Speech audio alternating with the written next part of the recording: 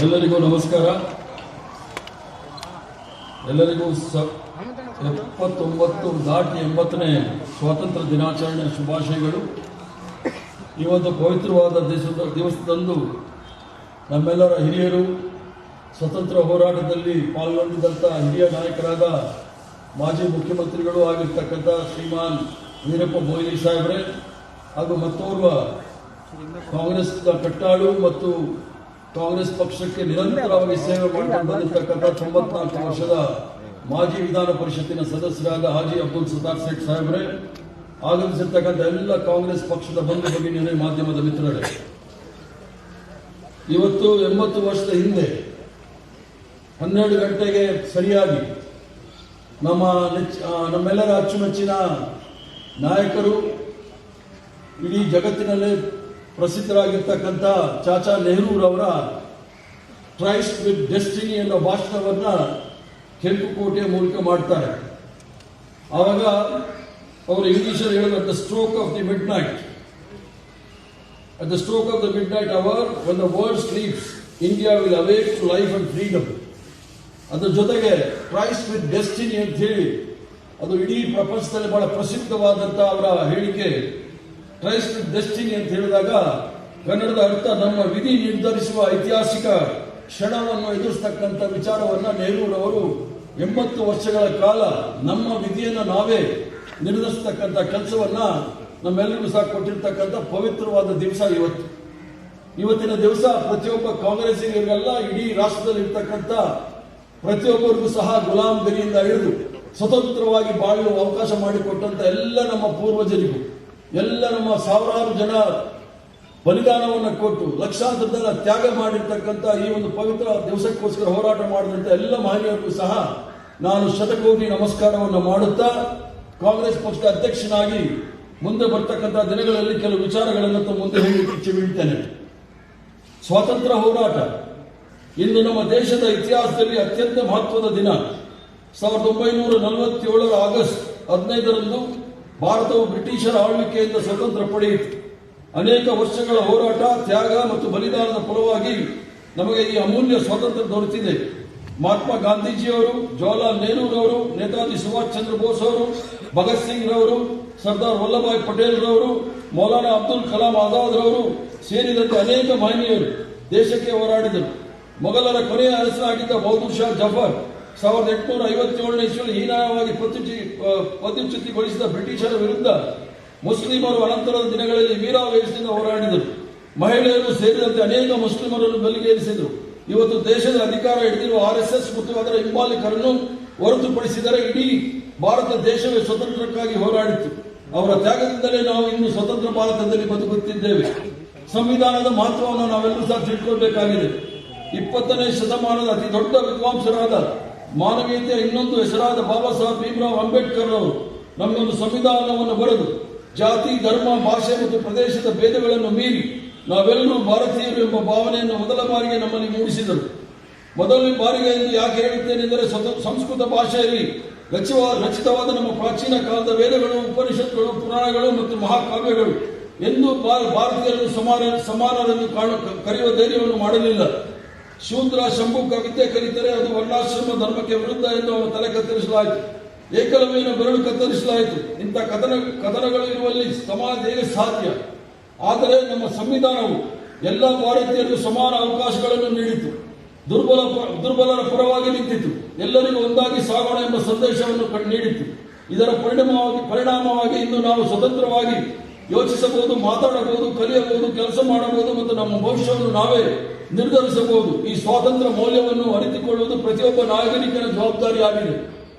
ಜವಾಹರ್ಲಾಲ್ ನೆಹರೂರು ಅವರ ನೆನಪು.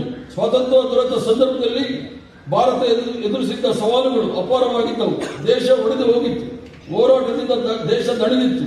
ಆದರೆ ಜವಾಹರ್ಲಾಲ್ ನೆಹರೂರು ಅವರ ನೇತೃತ್ವದಲ್ಲಿ ನಮ್ಮ ದೇಶ ವಿಜ್ಞಾನ, ತಂತ್ರಜ್ಞಾನ, ಶಿಕ್ಷಣ, ಕೃಷಿ, ಬಾಹ್ಯಾಕಾಶ, ಕ್ರೀಡೆ ಮತ್ತು ಕೈಗಾರಿಕೆ ಸೇರಿದಂತೆ ಹಲವು ಕ್ಷೇತ್ರದಲ್ಲಿ ಗಮನಾರ್ಹ ಪ್ರಗತಿ ಸಾಧಿಸಿತ್ತು. 1950ರಲ್ಲಿ ಭಾರತವು ಗಣರಾಜ್ಯವಾದಾಗ ರಾಜರ ಆಡಳಿತ ಕೊನೆಗೊಂಡು ಪ್ರಜಾಪ್ರಭುತ್ವ ವ್ಯವಸ್ಥೆಯು ಜಾರಿಗೆ ಬಂತು. 1950ರ ದಶಕದಲ್ಲಿ ಬ್ರಿಟನ್ ಸೇರಿದಂತೆ ಅನೇಕ ದೇಶಗಳು ಭಾರತದಲ್ಲಿ ಪ್ರಜಾಪ್ರಭುತ್ವ ಯಶಸ್ವಿ ಆಗುವುದಿಲ್ಲ ಎಂದು ನಂಬಿದರು. ಆದರೆ ಎಲ್ಲರ ಗುಹೆಯನ್ನು ಮೀರಿ ಮೊದಲು 7 ದಶಕಗಳಲ್ಲಿ ಭಾರತದ ಪ್ರಜಾಪ್ರಭುತ್ವವು ಹೆಚ್ಚು ಸ್ಥಿರವಾಗಿ ಬೆಳೆಯಿತು. ನೆಹರೂರವರ ಭಾರತದಲ್ಲಿ ಪ್ರಜಾಪ್ರಭುತ್ವದ ಬೇರುಗಳನ್ನು ಗಟ್ಟಿಗೊಳಿಸಿದ ಪ್ರಮುಖ ನಿರ್ಧಾರ ವೈವಿಧ್ಯಮಯ ಭಾರತದಲ್ಲಿ ಸಂಸದೀಯ ವ್ಯವಸ್ಥೆ, ಜಾತ್ಯತೀತತೆ ಮತ್ತು ಸಾರ್ವಜನಿಕ ಮತದಾನದ ಹಕ್ಕನ್ನು ಯಶಸ್ವಿಯಾಗಿ ಜಾರಿಗೆ ತರುವ ಮೂಲಕ ಆಧುನಿಕ ಪ್ರಜಾತ್ಮಕ ಭಾರತಕ್ಕೆ ಅವರ ಬುನಾದಿ ಹಾಕಿದರು. ವಿರೋಧ ಪಕ್ಷಗಳನ್ನು ಮತ್ತು ಭಿನ್ನಾಭಿಪ್ರಾಯಗಳನ್ನು ಗೌರವಿಸುತ್ತಿದ್ದ ಅವರು ಸಂಸತ್ತಿನಲ್ಲಿ ನಡೆಯುವ ಚರ್ಚೆಗಳಿಗೆ ಹೆಚ್ಚಿನ ಮಹತ್ವ ನೀಡುತ್ತಿದ್ದರು.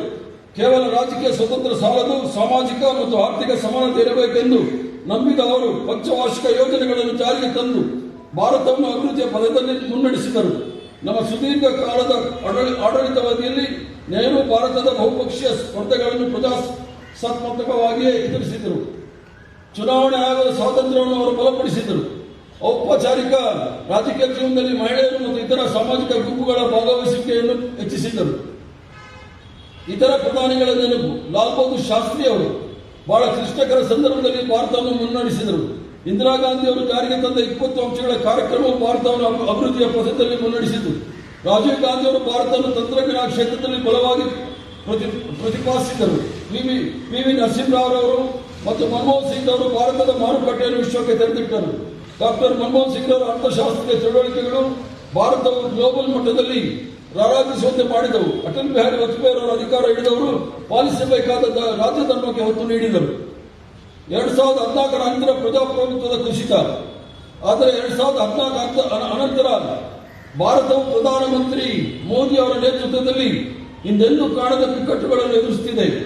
ಭಾರತದ ರಾಜಕಾರಣವನ್ನು ಹಿಂಬಾಲಿಕೆಯಿಂದ ನಿಯಂತ್ರಿಸುವ ಶಕ್ತಿಗಳು ಮೊದಲು ಶಾಂತಿದೂತ ಜಗತ್ತಿಗೆ ಅಹಿಂಸೆಯನ್ನು ಬೋಧಿಸಿದ ಮಹಾತ್ಮ ಗಾಂಧಿ ಅವರನ್ನು ಕೊಲೆ ಮಾಡಿದರು. ಅನಂತರ ದಿನಗಳಲ್ಲಿ ನಿರಂತರವಾಗಿ ಅವಮಾನಿಸುವ ಕೆಲಸವನ್ನು ಮಾಡುತ್ತಿದ್ದಾರೆ. ನೆಹರು ಬಗ್ಗೆ ದೇಶದಾದ್ಯಂತ ಸಾವಿರಾರು ಸುಳ್ಳುಗಳನ್ನು ಹಮ್ಮಿಸಲಾಯಿತು. ಸಂವಿಧಾನಕ್ಕಿಂತ ಸನಾತನ ಧರ್ಮವೇ ಹೆಚ್ಚು ಎಂದು ಬೋಧಿಸುವ ದೇಶದ್ರೋಹಿಗಳ ಸಂಖ್ಯೆ ಹೆಚ್ಚಾಗುತ್ತಿದೆ. ಈಚೆಗೆ ನಡೆಯುತ್ತಿರುವ ಇಂಥ ನೂರಾರು ಘಟನೆಗಳ ದಿಗ್ಭ್ರಮೆ ಹುಟ್ಟಿಸುತ್ತಿವೆ. ಚುನಾವಣಾ ಆಯೋಗದ ವತಿಯಿಂದ ಮತದಾರರ ಪಟ್ಟಿಯನ್ನು ಪರಿಷ್ಕರಿಸಿ ದೋಷಮುಕ್ತಗೊಳಿಸಲು ನಡೆಯಲಾಗುತ್ತಿರುವ ವಿಶೇಷ ಸಮಗ್ರ ಪರಿಷ್ಕರಣೆಯು ಕೋಟ್ಯಾಂತರ ಜನರ ಮತದಾನದ ಹಕ್ಕನ್ನು ಕಸಿದುಕೊಂಡಿದೆ.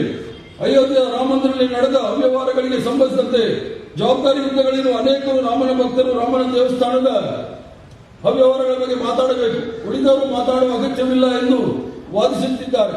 ಆಪರೇಷನ್ ಸಿಂಧೂರಲ್ಲಿ ಯಾರೂ ಸತ್ತಿಲ್ಲ ಎಂದು ಸರ್ಕಾರವೇ ಘೋಷಿಸಿ ಅನಂತರ ಪ್ರಾಣ ಕಳೆಗೊಂಡವರ ಹೆಸರು ಬಿಡುಗಡೆ ಮಾಡಿ ನಗೆಪಾಟಿಗೆ ಗುರಿಯಾಯಿತು. ವಿಶ್ವದ ಅತಿ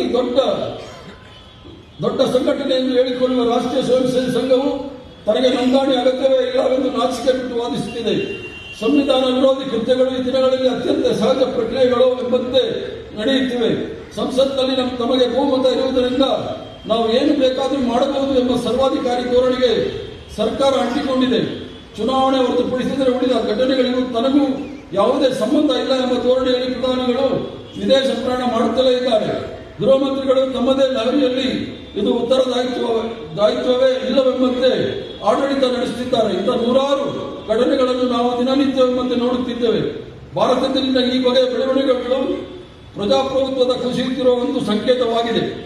ಶ್ರೀ ನರೇಂದ್ರ ಮೋದಿ ಅವರ ಚುನಾವಣಾ ವಿಜಯದೊಂದಿಗೆ ಆರಂಭವಾದ ಪ್ರಜಾಪ್ರಭುತ್ವದ ಸಮಕಾಲೀನ ಕುಸಿತವನ್ನು ನಾವೆಲ್ಲರೂ ಸಹ ಪ್ರಜಾಸತ್ತಾತ್ಮಕ ಹೋರಾಟದ ಮೂಲಕ ತಡೆಯದೇ ಇದ್ದರೆ ಹಿರಿಯರು ತಮಗೆ ತಂದುಕೊಟ್ಟ ಸ್ವಾತಂತ್ರ್ಯಕ್ಕೆ ಯಾವ ಅರ್ಥವೂ ಉಳಿಯುವುದಿಲ್ಲ.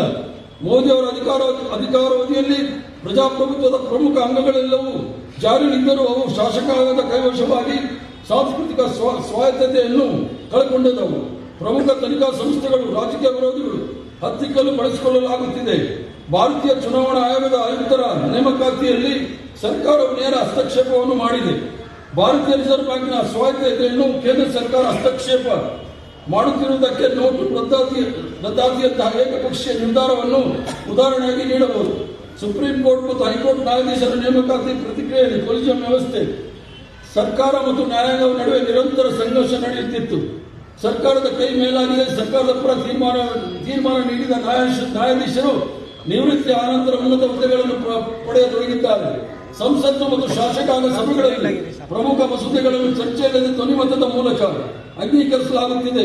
ಕೆಲವು ಬಾರಿ ಸಂಸದೀಯ ಸಮಿತಿಗಳಿಗೆ ಮಸೂದೆಗಳನ್ನು ಕಳುಹಿಸದೆ ಸಂಸದೀಯ ಅಧಿಕಾರವನ್ನು ಮೊಟಕುಗೊಳಿಸಲಾಗಿದೆ. ದೂರದರ್ಶನ ಮತ್ತು ಆಕಾಶವಾಣಿಯಂತಹ ಸರ್ಕಾರಿ ಮಾಧ್ಯಮಗಳು ಆಡಳಿತ ಪಕ್ಷದ ಪ್ರಚಾರದ ಸಾಧನೆಗಳಾಗಿ ಮಾರ್ಪಟ್ಟಿವೆ. ಸ್ವತಂತ್ರ ಮಾಧ್ಯಮದ ಸಂಸ್ಥೆಗಳ ಮೇಲೆ ಪರೋಕ್ಷವಾಗಿ ಒತ್ತಡಗಳನ್ನು ಹೇರಲಾಗಿದೆ. ವಿದೇಶಿ ವರದಿಗಳ ಔಚಿತ್ಯಗಳನ್ನೇ ಪ್ರಶ್ನಿಸಲಾಗಿದೆ. ಇಂಥ ಘಟನೆಗಳು ವಾಸ್ತವವಾಗಿ ಪ್ರಜಾಸತ್ತೆ ಕುಸಿಯುತ್ತಿರುವುದನ್ನು ಧ್ವನಿಸುತ್ತಿವೆ. ಇವತ್ತು ಪ್ರಜಾಪ್ರಭುತ್ವ ಸಂಸ್ಥೆಗಳು ಔಪಚಾರಿಕವಾಗಿ ಜಾರಿಯಲ್ಲಿರುವ ನಿಜ, ಆದರೆ ಪ್ರಜಾಪ್ರಭುತ್ವಕ್ಕೆ ಆಧಾರವಾಗಿರುವ ರೂಢಿಗಳು ಮತ್ತು ಅಭ್ಯಾಸಗಳು ಗಣನೀಯವಾಗಿ ಹದಗೆಟ್ಟಿವೆ. ಆದರೂ ಪ್ರಜಾಪ್ರಭುತ್ವದ ಪರವಾಗಿರುವ ಕೆಲವರು ಇಂದು ಭಾರತದ ಪೂರ್ಣ ಪ್ರಜಾಪ್ರಭುತ್ವ ಮತ್ತು ಪೂರ್ಣ ನಿರಂಕುಶಾಧಿಕಾರದ ನಡುವಿನ ಅಸ್ಪಷ್ಟ ಪ್ರದೇಶದಲ್ಲಿ ಕಾರ್ಯನಿರ್ವಹಿಸುತ್ತಿದೆ ಎಂದು ಹೇಳುತ್ತಾರೆ. ರಾಜಕೀಯ ತಜ್ಞರು ಇದನ್ನು ಹೈಬ್ರಿಡ್ ಆಡಳಿತ ಎಂದು ಕರೆಯುತ್ತಾರೆ. ಆದರೆ ಇವತ್ತಿನ ಭಾರತದ ಪೂರ್ಣ ಪ್ರಜಾಪ್ರಭುತ್ವ ಅಲ್ಲ, ಪೂರ್ಣ ನಿರಂಕುಶಾಧಿಕಾರವೂ ಅಲ್ಲ. 2021ರಲ್ಲಿ ಫ್ರೀಡಮ್ ಹೌಸ್ ಭಾರತದ ರೇಟಿಂಗ್ ಅನ್ನು ಸ್ವಾತಂತ್ರ್ಯ ದಿನದ ವಾರ್ಷಿಕ ಸ್ವಾತಂತ್ರ್ಯಕ್ಕೆ ಇಳಿಸಿತು. ಅದೇ ವರ್ಷ ವೆರೈಟೀಸ್ ಆಫ್ ಡೆಮೋಕ್ರಸಿ V10 ನಂತರ ಅದಕ್ಕೆ ಸಂಸ್ಥೆ ಭಾರತವನ್ನು ಚುನಾವಣಾ ನಿರಂಕುಶಾಧಿಕಾರದ ಸ್ಥಾನಕ್ಕೆ ಇಳಿಸಿತು. ಎಕಾನಮಿಸ್ಟ್ ಇಂಟೆಲಿಜೆನ್ಸ್ ಘಟಕವು ಭಾರತವನ್ನು ದೋಷಪೂರಿತ ಪ್ರಜಾಪ್ರಭುತ್ವ ಎಂದು ಘೋಷಿಸಿತು. ಭಾರತದ ಇಂದು ಪ್ರಜಾಪ್ರಭುತ್ವ ರಾಷ್ಟ್ರವಾಗಿ ಉಳಿಯದೆ ಎಂಬ ಪ್ರಶ್ನೆಗೆ ನಾವು ಕಂಡುಕೊಳ್ಳುವ ಉತ್ತರಗಳು ದೇಶದ ಭವಿಷ್ಯವನ್ನು ನಿರ್ಧರಿಸುತ್ತದೆ. ಅಬ್ರಹಾಂ ಲಿಂಕನ್ ಅವರು ಪ್ರಜಾಪ್ರಭುತ್ವವು ಜನರಿಂದ ಜನರಿಗಾಗಿ ಜನರೇ ನಡೆಸುವ ಒಂದು ಸರ್ಕಾರಿ ವ್ಯವಸ್ಥೆ ಎಂದು ವಿವರಿಸಿದರು. ಒಂದು ದೇಶದ ಪ್ರಜಾಪ್ರಭುತ್ವವಾದಿ ರಾಷ್ಟ್ರ ಎಂದು ಗುರುತಿಸಲು 5 ಸಂಸ್ಥೆಗಳು ಮುಖ್ಯವಾಗಿದೆ. ಅವುಗಳೆಂದರೆ ಶಾಸಕಾಂಗದ ಚುನಾವಣೆಗಳು, ನಿಜವಾದ ರಾಜಕೀಯ ಸ್ಪರ್ಧೆಯ ಉಪಸ್ಥಿತಿ, ನಾಗರಿಕ ಸ್ವಾತಂತ್ರ್ಯ, ಮಾಧ್ಯಮಗಳ ಸ್ವಾತಂತ್ರ್ಯ ಮತ್ತು 5 ಕೆಲಸಗಳ ಮೌಲ್ಯಮಾಪನಗಳು. ಭಾರತ ದೇಶದಲ್ಲಿ ಇವೆಲ್ಲವೂ ಯಾಂತ್ರಿಕವಾಗಿ ನಡೆಯುತ್ತವೆ ವಿನಃ ಅವಕ್ಕೆ ವಿಶೇಷವಾದ ಅರ್ಥ ಉಳಿದೇ ಆಗಿಲ್ಲ. ಪ್ರಜಾಪ್ರಭುತ್ವದ ಅವನತಿಯು ಅದರ ಸಂಸ್ಥೆಗಳನ್ನು ದುರ್ಬಲಗೊಳಿಸುವಲ್ಲಿ ಆಕಾರ ನಡೆಸುತ್ತಿದೆ. ಇಂಥ ಕಡೆ ಪ್ರಜಾಪ್ರಭುತ್ವಗಳು ಛಿದ್ರವಾಗುವುದಿಲ್ಲ, ಬದಲು ಸವೆದು ಹೋಗುತ್ತಿವೆ. ನೀಟ್ ಆಕ್ರಮಗಳನ್ನು ವಿರೋಧಿಸಿದ ಯೋಜನೆಯನ್ನು ಸರ್ಕಾರ ನಡೆಸಿಕೊಂಡು ರೀತಿಯ ಪ್ರಜಾಪ್ರಭುತ್ವ ಸವೆತದ ಲಕ್ಷಣವಾಗಿದೆ. ಇಲ್ಲಿ ವಿರೋಧಿಗಳನ್ನು ದುರ್ಬಲಗೊಳಿಸಲು ಕಾನೂನು ಸೇರಿದಂತೆ ಲಭ್ಯವಿರುವ ಎಲ್ಲಾ ಶಕ್ತಿಗಳನ್ನು ಬಳಸಿಕೊಳ್ಳಲಾಗಿದೆ. ಸಮಕಾಲೀನ ಪ್ರಜಾಪ್ರಭುತ್ವದ ಇಂಥ ಕೆಲಸಗಳನ್ನು ಪ್ರಜಾಪ್ರಭುತ್ವಗಳು ನಿಧಾನವಾಗಿ ಸಾಯುವಂತೆ ಮಾಡುತ್ತಿವೆ. ಮೋದಿ ಸರ್ಕಾರವು ತನ್ನ ವಿಮರ್ಶಕರನ್ನು ಮೌನಗೊಳಿಸಲು 2 ರೀತಿಯ ಕಾರ್ಯಸೂಚಿಗಳನ್ನು ಬಳಸುತ್ತಿದೆ. ಒಂದು, ವಸಾಹತುಶಾಹಿಯ ಯುಗದ ದೇಶದ್ರೋಹದ ಕಾನೂನುಗಳನ್ನು UAPA ನಿರ್ದಾಕ್ಷಿಣ್ಯವಾಗಿ ಜಾರಿ ಮಾಡುವುದು, ಮತ್ತು 2ನೇದಾಗಿ ಸಾಮಾಜಿಕ ಮಾಧ್ಯಮಗಳನ್ನು ಭಿನ್ನಾಭಿಪ್ರಾಯ ವ್ಯಕ್ತಪಡಿಸಿದ ವ್ಯಕ್ತಿಗಳ ಚಾರಿತ್ರ್ಯ ಹನನ ಮಾಡುವುದು. ಸರ್ಕಾರವನ್ನು ಟೀಕಿಸಿದ್ದಕ್ಕಾಗಿ ನಾಗರಿಕರ ವಿರುದ್ಧ ದಾಖಲಾಗಿರುವ ದೇಶದ್ರೋಹ ಪ್ರಕರಣಗಳಲ್ಲಿ 90% ಮೋದಿಯವರ 2014ರ ಅಧಿಕಾರಕ್ಕೆ ಬಂದ ನಂತರ ದಾಖಲಾಗಿದೆ. 2015 ಮತ್ತು 19ರ ನಡುವೆ UAPA ಅಡಿಯಲ್ಲಿ ಬಂಧನಗಳಲ್ಲಿ 70% ಹೆಚ್ಚಳ ಕಂಡುಬಂದಿದೆ. ಬಂಧಿತರಲ್ಲಿ 92% ಜನರು ಜಾಮೀನಿಲ್ಲದೆ ಜೈಲಿನಲ್ಲಿ ಉಳಿದಿದ್ದಾರೆ. ಇಂಥ ಘಟನೆಗಳನ್ನು ಭಿನ್ನಾಭಿಪ್ರಾಯಗಳು ಉಳಿಸಿದಂತೆ ಮಾಡಿವೆ. ಜನಸಂಖ್ಯೆ 14% ಭಾರತದ ಮುಸ್ಲಿಂ ಸಮುದಾಯವು ನಾಗರಿಕ ಸ್ವಾತಂತ್ರ್ಯದಲ್ಲಿ ವಿಶೇಷವಾದ ಕುಸಿತವನ್ನು ಅನುಭವಿಸಿದೆ. ಅವರನ್ನು ಸಾರ್ವಜನಿಕವಾಗಿ ರಾಕ್ಷಸೀಕರಿಸುವ ಮತ್ತು ಅಪರಾಧೀಕರಿಸುವ ಪ್ರವೃತ್ತಿ ಭಾರತದಲ್ಲಿ ಹೆಚ್ಚಾಗಿದೆ. ಇಂತಹ ಕಷ್ಟದ ಸಂದರ್ಭದಲ್ಲಿ ಪ್ರತಿಯೊಬ್ಬ ಭಾರತೀಯರು ದೇಶವನ್ನು ಪ್ರಜಾಸತ್ತಾತ್ಮಕವಾಗಿ ಉಳಿಸಲು ಮುಂದಾಗಬೇಕು. ಆಗ ಮಾತ್ರ ಹಿರಿಯರು ತಂದುಕೊಟ್ಟ ಸ್ವಾತಂತ್ರ್ಯ ಅರ್ಥಪೂರ್ಣವಾಗಿರುತ್ತದೆ. ಪ್ರತಿಯೊಬ್ಬರ ಕಾಂಗ್ರೆಸ್ ಕಾರ್ಯಕರ್ತರ ಜವಾಬ್ದಾರಿ ಈ ದೇಶದಲ್ಲಿರ್ತಕ್ಕಂಥ ಜಾತ್ಯತೀತ ತತ್ವವನ್ನು ಎತ್ತಿರ್ತಕ್ಕಂಥದ್ದು ಮತ್ತು ತ್ರಿವರ್ಣದಕ್ಕೆ ನಿಷ್ಠೆ ತೋರಿಸ್ತಕ್ಕಂಥದ್ದು, ಸಂವಿಧಾನಕ್ಕೆ ನಿಷ್ಠೆ ತೋರಿಸ್ತಕ್ಕಂಥದ್ದು ಮಾಡಬೇಕಂತ ಹೇಳಿ ತಮ್ಮೆಲ್ಲರೂ ಸಹ ಕಳಕಳಿ ಪ್ರಾರ್ಥನೆ ಮಾಡಿ ನಾನು ಮಾತು ಮುಗಿಸ್ತೇನೆ. ಜೈ ಹಿಂದ್.